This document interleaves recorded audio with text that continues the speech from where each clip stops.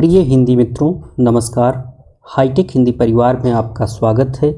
एक नए महत्वपूर्ण और ज़रूरी वीडियो के साथ आज हम पुनः उपस्थित हैं।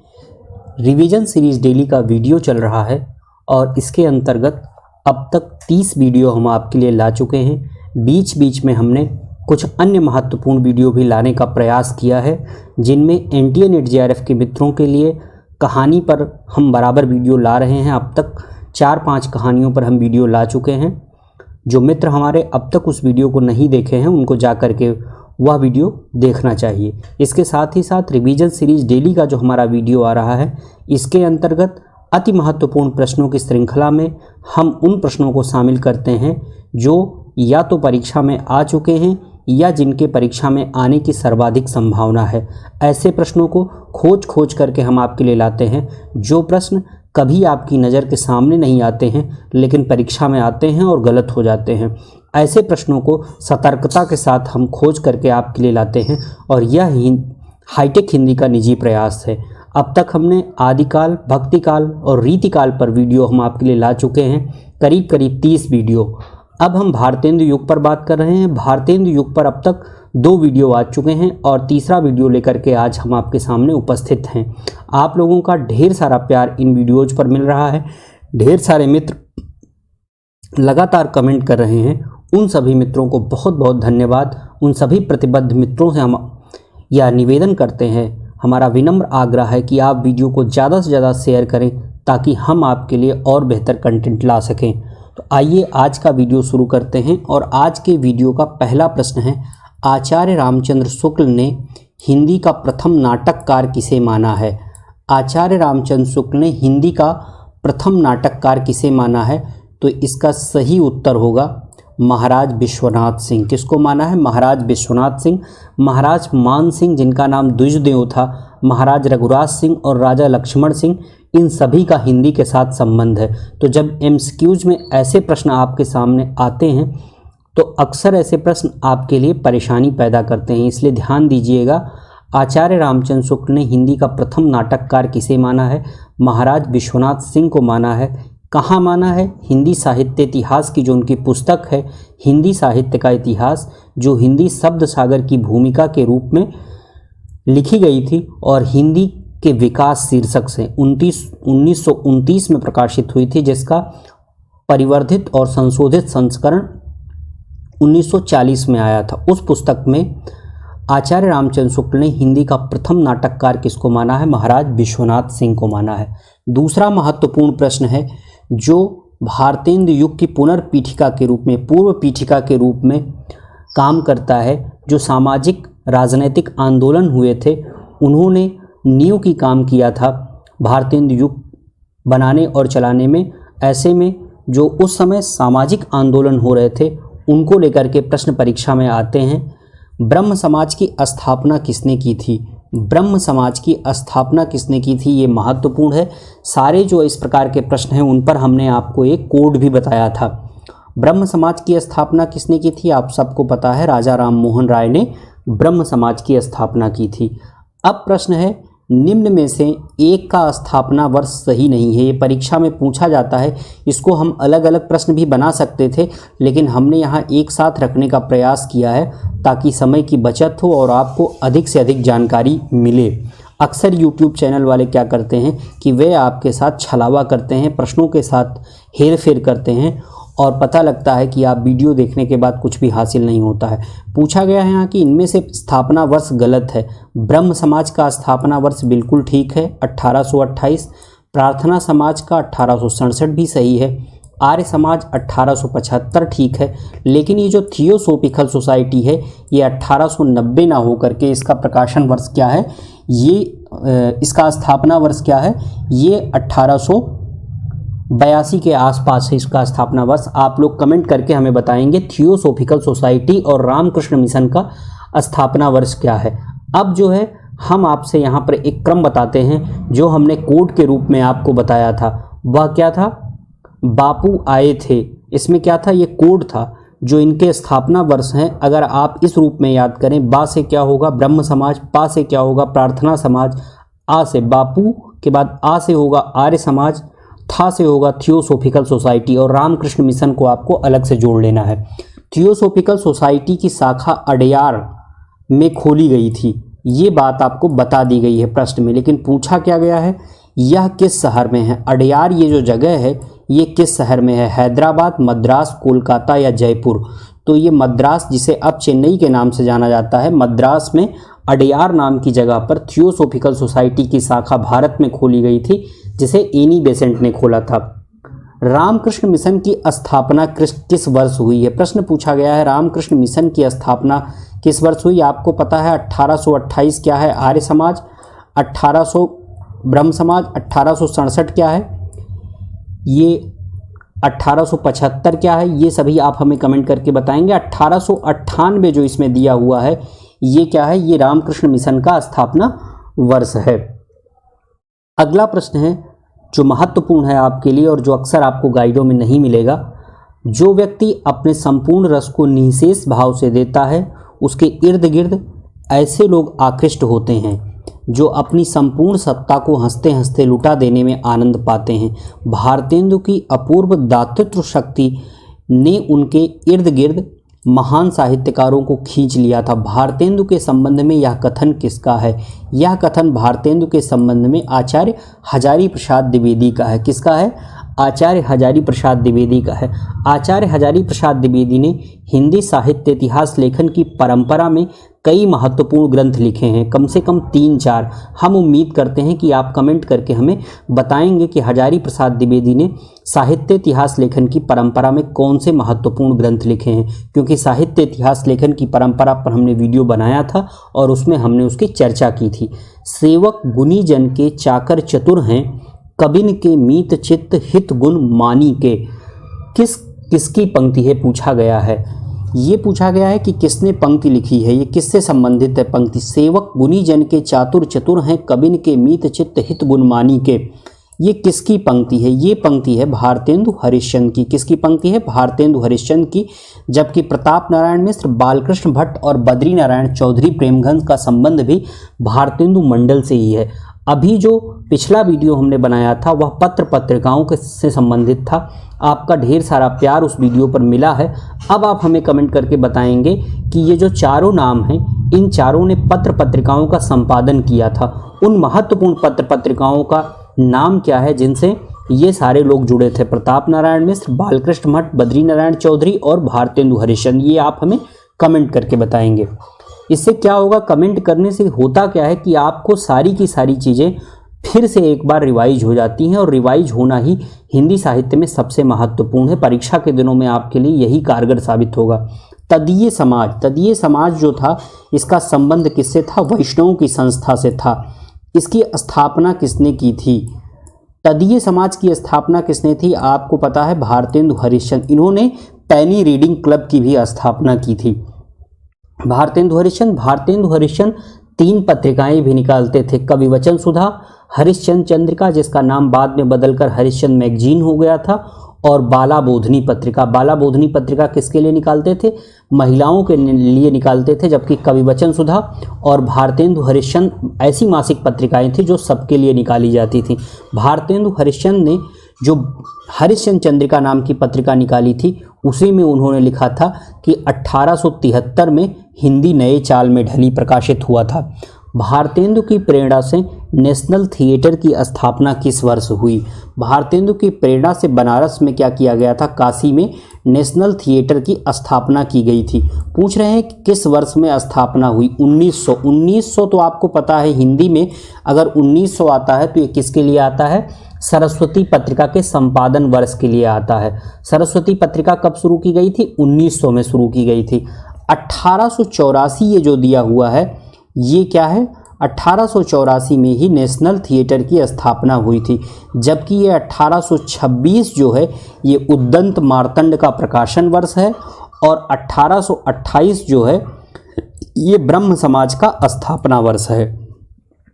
जब भी एमसीक्यूज फॉर्मेट में आपको ऑप्शन मिलते हैं तो आपको बहुत गौर से उन ऑप्शंस को देखना चाहिए, एक एक करके, और उनको निकालते रहना चाहिए, कट करते रहना चाहिए कि ये आपका उत्तर क्यों नहीं होगा। जैसे अगर आप 1828 पर विचार करेंगे तो आपको पता चलेगा 1828 का संबंध ब्रह्म समाज से है। 1826 जैसे आपके ध्यान में आएगा आपको पता चलेगा उद्दंत मार्तंड का प्रकाशन वर्ष है। 1900 जैसे आएगा वैसे ही आपको पता चलेगा कि सरस्वती का प्रकाशन वर्ष है। तो ये जो 1884 है तब आपको पता चलेगा कि 1884 जो है ये नेशनल थिएटर का स्थापना वर्ष हो सकता है या है। तो भारतेंदु की प्रेरणा से नेशनल थिएटर की स्थापना 1884 में हुई थी। अथ अंग्रेज स्रोत लिखते, ये निबंध है, अथ अंग्रेज स्रोत लिखते और पांचवा पैगंबर। यहाँ हमने जानबूझ करके दो दिया है आपको कि एक साथ आपको दो निबंधों के नाम और जो दोनों महत्वपूर्ण है ये याद हो जाएं एक साथ। अथ अंग्रेज स्रोत लिखते और पांचवा पैगंबर किसकी रचना थी? ये निबंध रचना है किसकी? भारतेंदु हरिश्चंद्र की रचना है। अगला प्रश्न है, बागबा आया गुलिस्ता में कि सयाद आया, जो भी आया मेरी जान को जल्लाद आया। भारतेंदु की ये पंक्ति जो है किस निबंध से है, उनके किस निबंध से ली गई है ये पंक्ति? बागबा आया गुलिस्ता में कि सयाद आया, जो भी आया मेरी जान को जल्लाद आया। बहुत पूछा जाता है परीक्षा में। अगर आप पुराने पेपर हल करते होंगे तो आपको पता होगा कि ये प्रश्न कई बार परीक्षा में आ चुका है। इसका सही उत्तर होगा बादशाह दर्पण। यहाँ एक बात हम आपको और बताएंगे कि पांचवा पैगंबर, भारत दुर्दशा, बादशाह दर्पण, अथ अंग्रेज स्रोत लिखते, इन सभी रचनाओं का संबंध किससे है? भारतेंदु हरिश्चंद्र का है से है। भारतेंदु हरिश्चंद्र का जन्म और मृत्यु कब हुई थी, उनकी तिथि क्या थी, ये आप हमें कमेंट करके बताएंगे। अगला प्रश्न है, राजा शिव प्रसाद और राजा लक्ष्मण सिंह ने जो गद्य लिखा था वह एक प्रकार से प्रस्ताव के रूप में था। किस रूप में था? प्रस्ताव के रूप में था। हिंदी जो खड़ी बोली गद्य है उसके उन्नायकों में इन दोनों राजाओं का नाम लिया जाता था। राजा शिव प्रसाद सिंह आपको पता है उर्दू के पक्षपाती थे और राजा लक्ष्मण सिंह का झुकाव संस्कृत की तरफ था, लेकिन दोनों ही जो है हिंदी गद्य या हिंदुस्तानी गद्य लिखने के समर्थन में थे। अब क्या ये लिखा गया है, राजा शिव प्रसाद सिंह और राजा लक्ष्मण सिंह ने जो कुछ गद्य में लिखा था वह एक प्रकार से प्रस्ताव के रूप में था। जब भारतेंदु अपनी मजी हुई परिष्कृत भाषा सामने लाए तब हिंदी बोलने वाली जनता को गद्य के लिए खड़ी बोली का प्रकृत साहित्यिक रूप मिल गया और भाषा के रूप में प्रश्न ना रह गया। प्रस्ताव काल समाप्त हुआ, भाषा का स्वरूप स्थिर हुआ। अब देखिए ये कितना महत्वपूर्ण ये उक्ति दी हुई है, यही आपसे कथन कारण के रूप में बनाया जाएगा। प्रस्ताव काल समाप्त हुआ, भाषा का स्वरूप स्थिर हुआ, ये आपको कथन में दे दिया जाएगा और कारण ये दिया जाएगा कि भारतेंदु युग में राजा शिव प्रसाद सितारे हिंद और राजा लक्ष्मण सिंह खड़ी बोली के समर्थक थे या खड़ी बोली के प्रस्तावक थे और उनके निज प्रयासों से भाषा का स्वरूप स्थिर हुआ। अब आपको बताना है कि कथन कारण में कोई संबंध है कि नहीं। तो जब आप इस प्रकार के कोटेशंस पढ़ेंगे, इस प्रकार के कोटेशंस याद रखेंगे, तब आप इसका उत्तर सही कर पाएंगे। पूछा गया है कि ये कथन किसका है? यह कथन है, ऑप्शन ए सही है, आचार्य रामचंद्र शुक्ल का। किसका है? आचार्य रामचंद्र शुक्ल का। अगला प्रश्न है, 1873 में हिंदी नए चाल में नहीं ढली, जबकि भारतेंदु हरिश्चंद्र क्या कह रहे थे? भारतेंदु हरिश्चंद्र अपनी डायरी लिखते थे कालचक्र नाम से, तो कालचक्र की भूमिका में उन्होंने क्या लिखा था? हिंदी नए चाल में ढली। मतलब क्या था कि जो नए नए परिवर्तन हो रहे थे हिंदी में, जो 19वीं शताब्दी में नए नए गद्य विधाओं का सृजन हो रहा था, जिनका हिंदी में प्रयोग हो रहा था, जिनको हिंदी में लागू किया जा रहा था भारतेंदु हरिश्चंद्र के द्वारा, उनके उन्नायकों के द्वारा, उस मंडली के द्वारा, उन सभी लोगों का मानना क्या था? उनमें जो भारतेंदु हरिश्चंद्र जी थे उनका विशेष रूप से मानना था कि 1873 का जो समय है उसमें हिंदी नए चाल में ढली। लेकिन यहाँ क्या कहा जा रहा है? कहा जा रहा है 1873 में हिंदी नए चाल में नहीं ढली, यह कार्य बहुत पहले संपन्न हो चुका था। सन 1857 ये तिथि दी जा रही है क्या? 1857 के आसपास राजा शिव प्रसाद सितारे हिंद जिस प्रकार की हिंदी लिख रहे थे उसी का भारतेंदु ने प्रयोग किया था या उसी को भारतेंदु ने अपनाया था।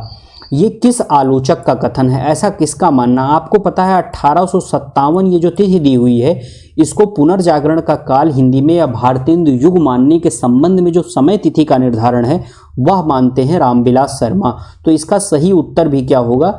इसका सही उत्तर ऑप्शन सी होगा रामविलास शर्मा। ये कथन रामविलास शर्मा का है और इसमें कन्फ्यूजन बिल्कुल नहीं है। अगर भारतेंदु के संदर्भ में पूछा जाएगा हिंदी नए चाल में कब ढली, तो उत्तर सही होगा 1873। लेकिन अगर ये पूछा जाएगा कि रामविलास शर्मा कब मानते हैं, तब उत्तर सही होगा 1857। तो ध्यान रखिएगा आप लोग इस बात को। अगला प्रश्न है, आधुनिक गद्य साहित्य की परंपरा का प्रवर्तन नाटकों से हुआ। आधुनिक गद्य साहित्य क्या है? जिसमें आपको उपन्यास है, कहानी है, नाटक है, निबंध है, ये सभी आधुनिक गद्य विधाएं हैं। अब प्रश्न कहा जा रहा है कि आधुनिक गद्य साहित्य की परंपरा का प्रवर्तन नाटकों से हुआ। किससे हुआ? नाटकों से हुआ, हिंदी में। यह कथन किसका है? आचार्य महावीर प्रसाद द्विवेदी, आचार्य रामचंद्र शुक्ल, आचार्य हजारी प्रसाद द्विवेदी और डॉक्टर श्याम सुंदर दास ऑप्शन में है। इसका सही उत्तर तो क्या होगा?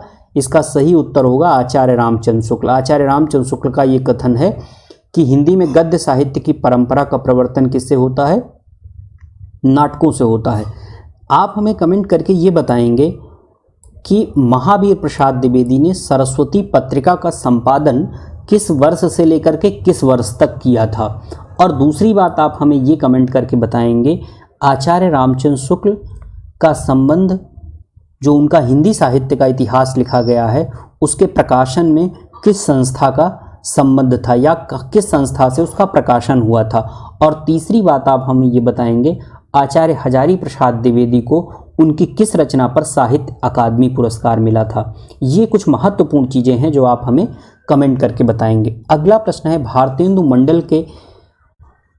मंडल के सदस्य जो थे उनका स्थान विशेष से संबंध सुमेलित नहीं है।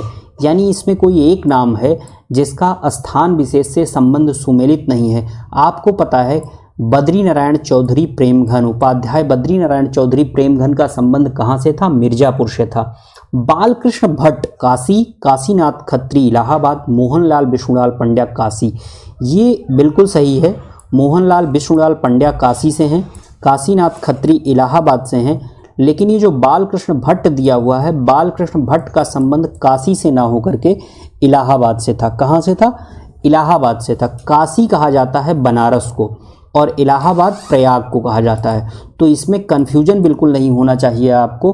काशी जब भी आएगा तो मतलब बनारस या वाराणसी से बात की जा रही है, और इलाहाबाद, हिंदी साहित्य में इलाहाबाद को इलाहाबाद ही लिखा मिलता है।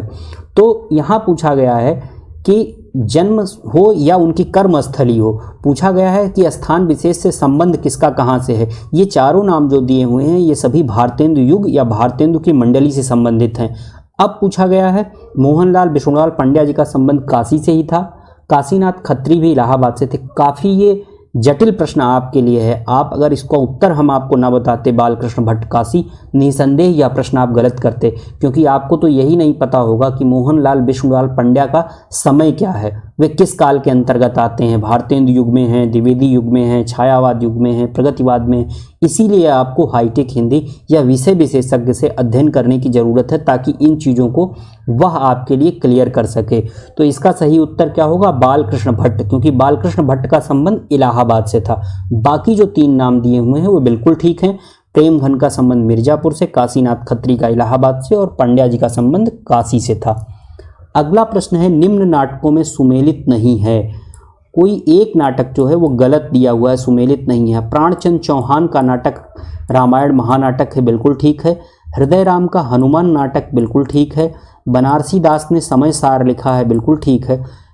विश्वनाथ, महाराज विश्वनाथ प्रसाद सिंह ने क्या लिखा है, उनका कौन सा नाटक है? वह हिंदी का पहला नाटक भी माना जाता है। आप हमें कमेंट करके बताएंगे। प्रबोध चंद्रोदय, ये गलत दिया हो। प्रबोध चंद्रोदय नाटक किसका है, यह भी आप हमें कमेंट करके बताएंगे। और विश्वनाथ सिंह को आचार्य शुक्ल ने पहला नाटककार माना है, तो उनका कौन सा नाटक है, यह भी आप हमें कमेंट करके बताएंगे।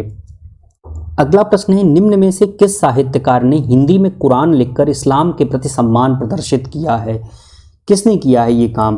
तो इसका सही उत्तर होगा भारतेंदु हरिश्चंद्र। भारतेंदु हरिश्चंद्र जी को इस बात का बहुत कष्ट था, क्योंकि भारतेंदु मंडल के जो सभी साहित्यकार थे उनकी असली लड़ाई किससे थी? अंग्रेजों से थी।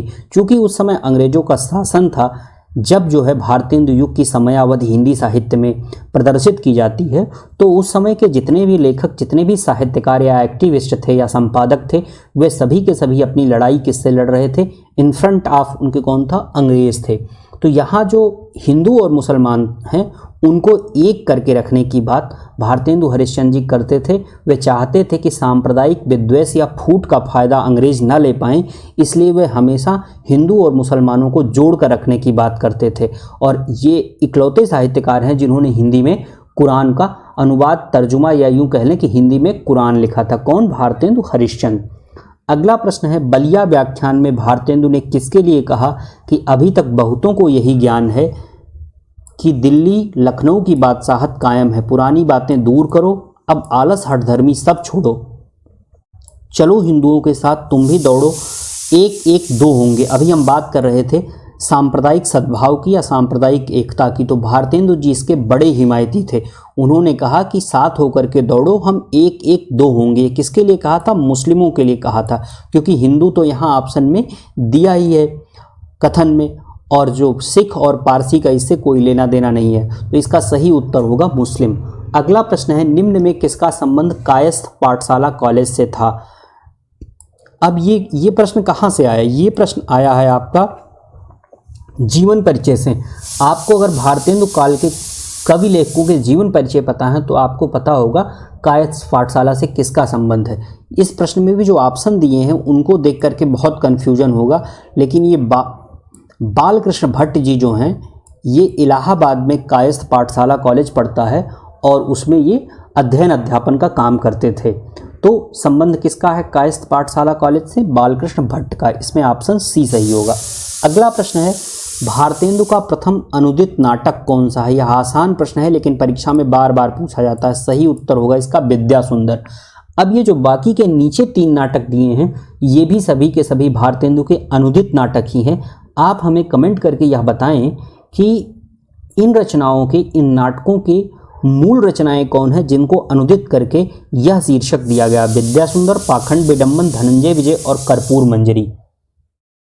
पिछले वीडियो में हमने आपसे प्रश्न पूछा था भाग्यवती किसका उपन्यास है? इसका सही उत्तर ऑप्शन ए होगा। लगभग मित्रों ने सही उत्तर दिया है, श्रद्धाराम फिल्लौरी। एक बात आपको बताना चाहूँगा कि ढेर सारे यूट्यूब चैनल वाले और कई सारे मित्र हमारे वे इसका गलत उच्चारण करते हैं, श्रद्धाराम फुलौरी कहते हैं। कई ने तो ऑप्शन में कमेंट करके लिखा भी है, जबकि यह सही है कि इनका नाम क्या था? श्रद्धाराम फिल्लौरी है, ये श्रद्धाराम फुलौरी नहीं है। तो भाग्यवती किसका उपन्यास है? श्रद्धाराम फिल्लौरी का उपन्यास है। आज की वीडियो का प्रश्न है, भारतेंदु हरिश्चंद्र का प्रथम मौलिक नाटक कौन सा था? ऑप्शन में दिया है वैदकी हिंसा, हिंसा न भवति, सत्य हरिश्चंद्र, श्री चंद्रावली या विशस्य विषमोषधम। हम उम्मीद करते हैं कि ज़्यादा से ज़्यादा मित्र कमेंट करके इस प्रश्न का उत्तर देंगे। वे प्रयास जरूर करेंगे, प्रयास महत्वपूर्ण है। प्रश्न गलत होगा, सही होगा, यह जरूरी नहीं है, क्योंकि अगले वीडियो में हम उसका सही उत्तर बताते हैं। तो ये रहा आज का वीडियो। हिंदी विषय से संबंधित किसी भी प्रकार की समस्या, कोई प्रश्न, कोई सुझाव या सहयोग हो तो आप हमें लिख सकते हैं, ईमेल कर सकते हैं, हम उनका समुचित उत्तर देने का प्रयास करेंगे। अगला वीडियो लेकर हम बहुत शीघ्र आ रहे हैं, तब तक के लिए धन्यवाद।